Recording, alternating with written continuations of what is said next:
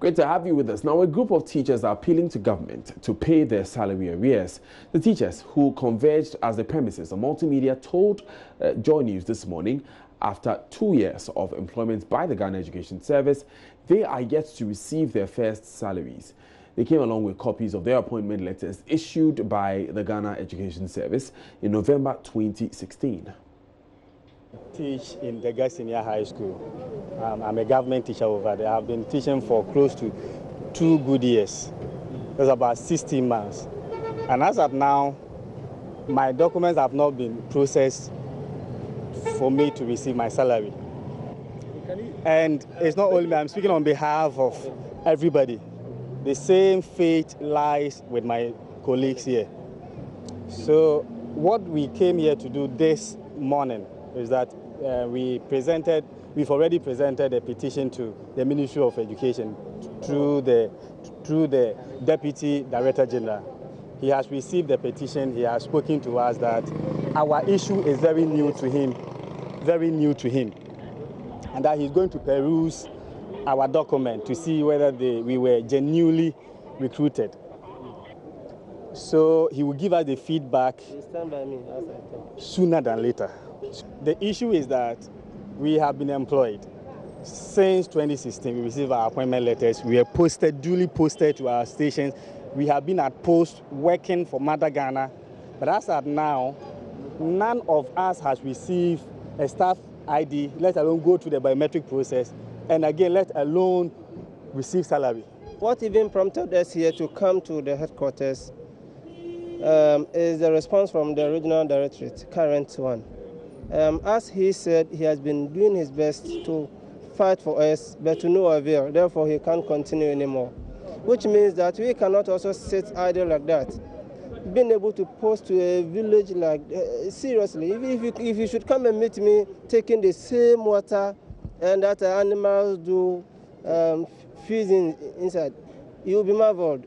But I've been able to stay there for about 2 years now. That's salary.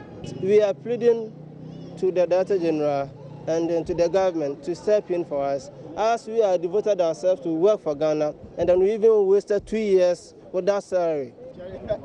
It's unfair treatment to us.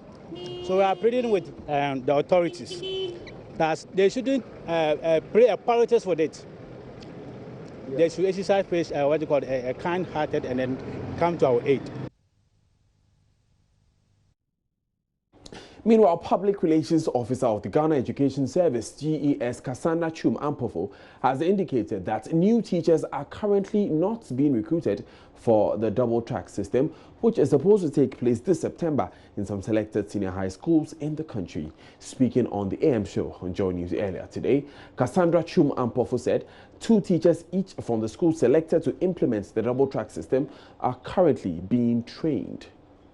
At the moment, we are not recruiting, even though we have plans of recruiting 8,872. What we are doing now is training 2 teachers each from the selected schools that will be doing the double track. We'll be using the double track calendar, and after the timetabling process, they would key in the number of teachers, the programs, and all of that to be able to identify the gap, the teachers that needs to be added to their existing teachers. Okay. So then after we'll get to know the exact subject needs for specific schools, and then we'll be able to do the recruitment. When we start the process now, what subjects, we have no limitations. So we want them to finish with the timetabling, and then we get to know the so that when we are recruiting, for example, maths teachers, 20 maths teachers for Ashanti region, we know that 2 will be going to St. Louis, 2 will be going to Opokuwari, 2 will be going to this. And so they should take their time. For now, we are not recruiting, but we are in the process. But do we have time though?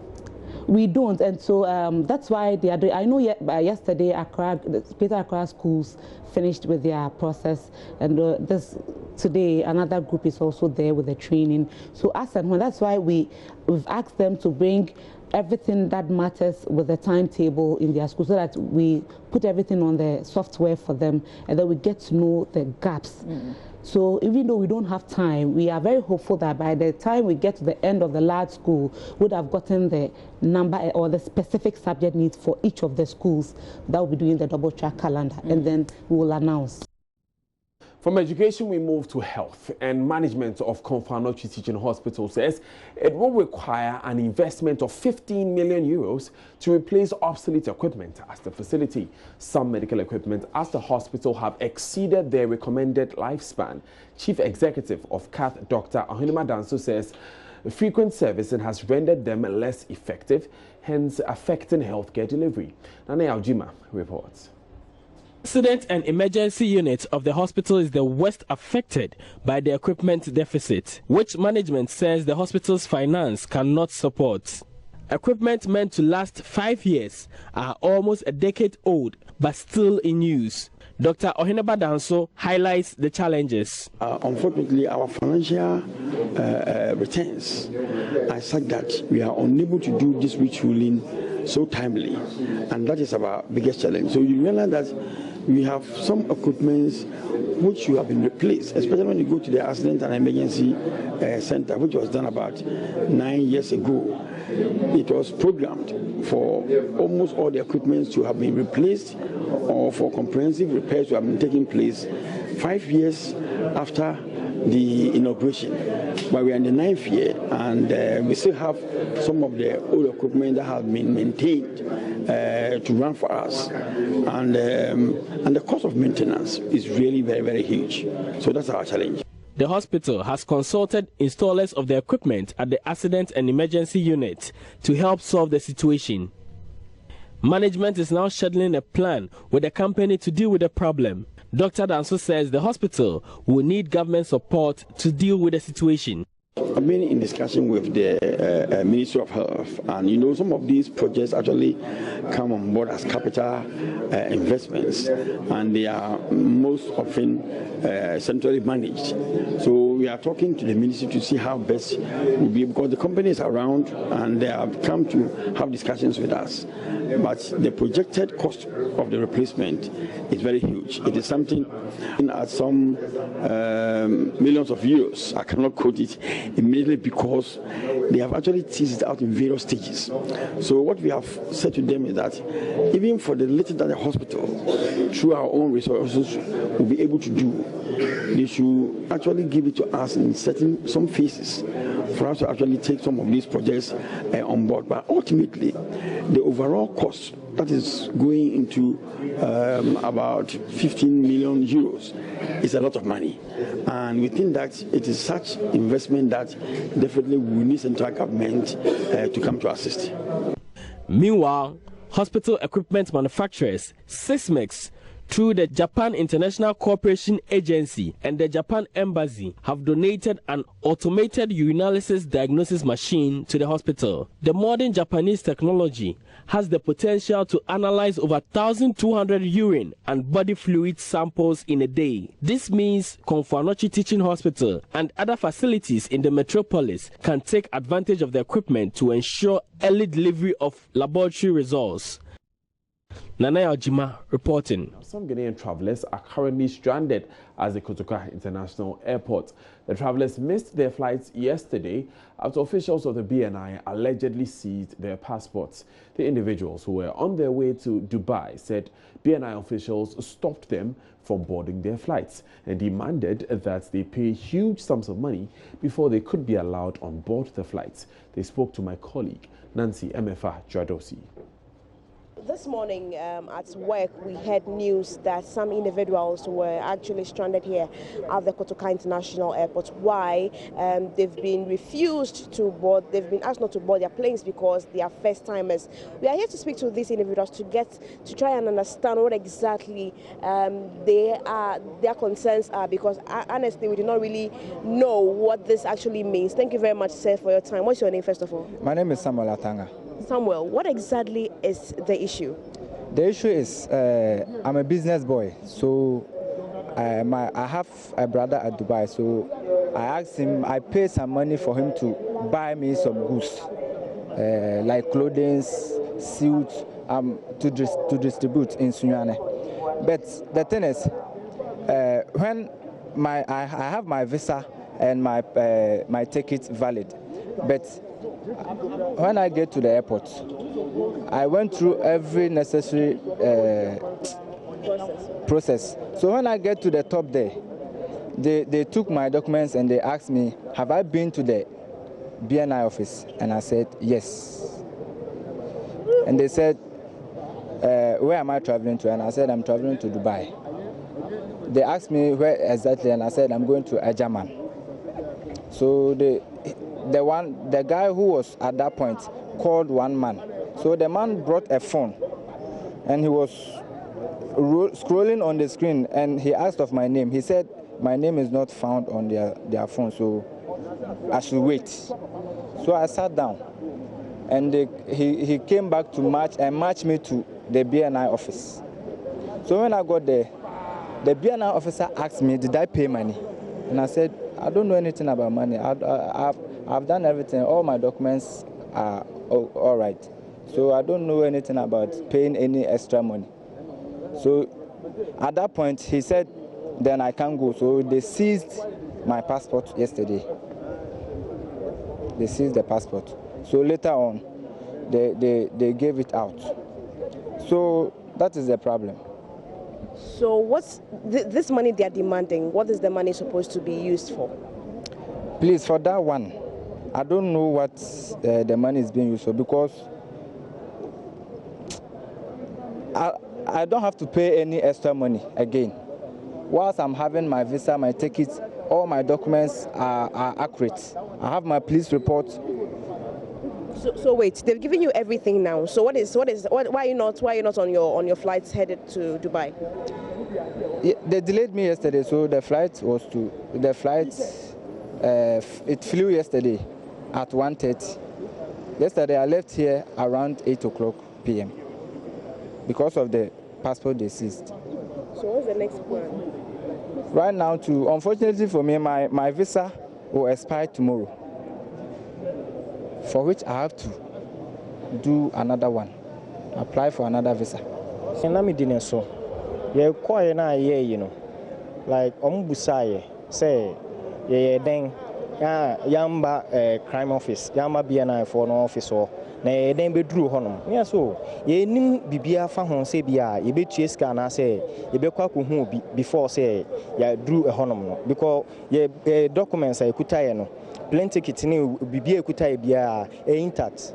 Ndi how come say yes e ko tue ska mo bia na say ye nim bibia fa hon say okowe ho no akotue ska ma na say bia okowe ho no akoye yi. What it mo rem Ghana ha ye den.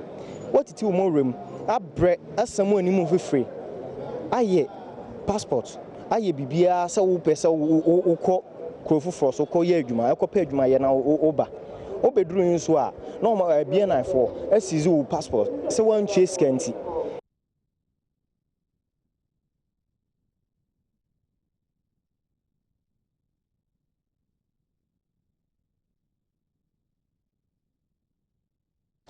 Now, residents of the northern regional town of Mangoli have not had potable water for the past 3 years. Now, according to them, they depend on a polluted pond shared with animals for survival. Correspondent Martina Bugwe, who visited the community, reports that natives are more concerned about where to get their next cup of water when the pond dries. Martina Bugwe's report.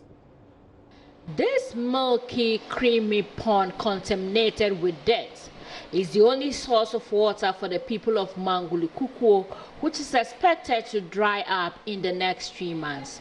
For these people, having water last all year round is their main concern and not its quality. Isahak Ibrahim, a farmer who has his farm close to the pond, seemed comfortable with the water as he galloped some when I met him at the pond. If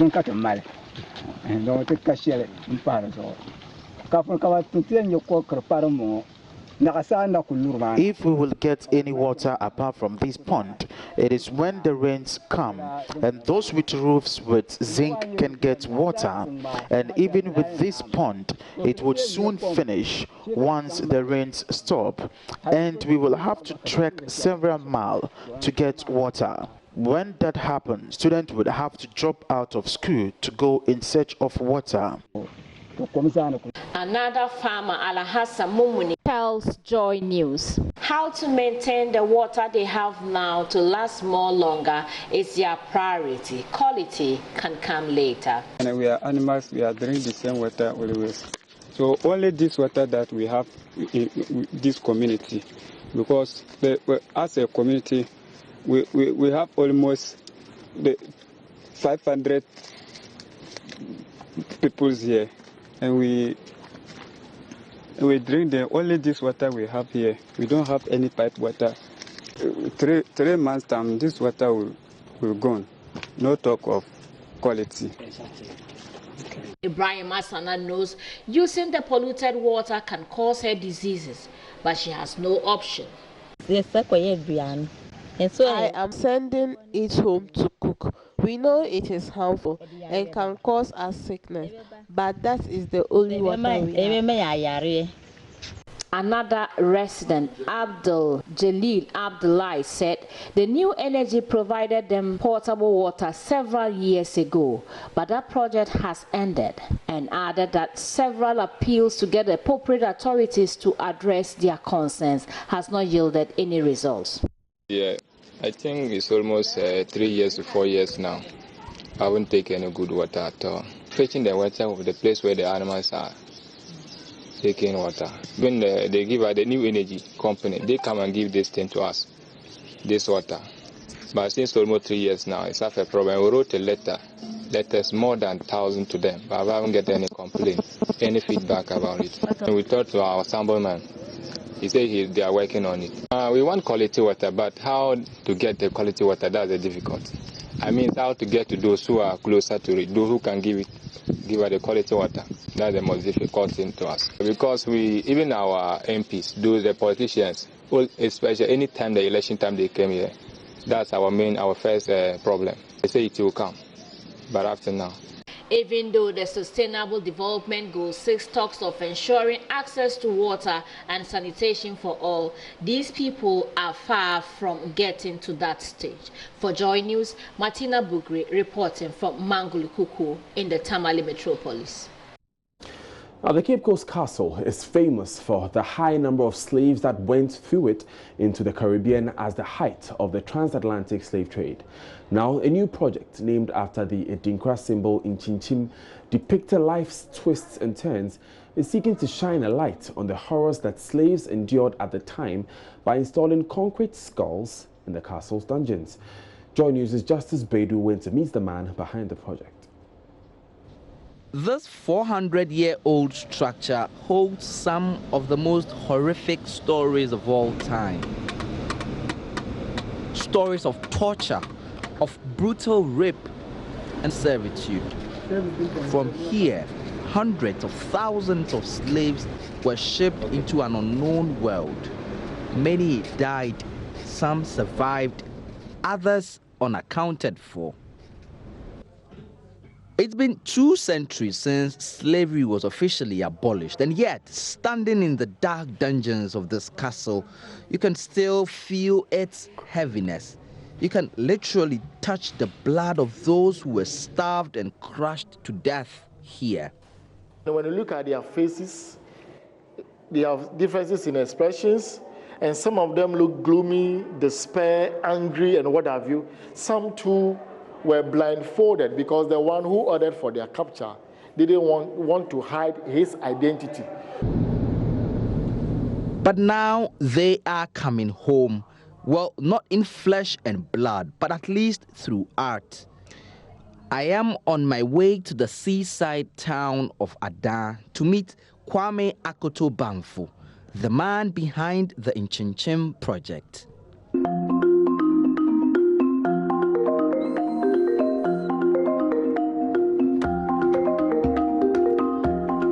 Hello, Kwame. Kwame Akoto Bamfo, a Ghanaian teacher of several years, is also a sculptor whose works dedicated to the memory of the victims of the transatlantic slave trade has been on display at the National Memorial for Peace and Justice that opened in 2018 in Montgomery, Alabama. The Inchinchim installation is not only about slavery, but this particular section is exactly what it is. They are our enslaved ancestors who went through the Middle Passage, who were taken from various parts of the continents, taken to other places in Europe to go and work, and then suffered, inhumane treatment. That's what I try to represent with these heads. Hence the various expressions of pain, sadness, remorse, all the expressions that you can gather for 600 years that slavery took place. Yeah. It's been about 200 years since slavery formally came to an end. But this Inchinchim project may well be the closest we've ever come to visualizing how painful the ordeal would have come for many of the people who lived through it.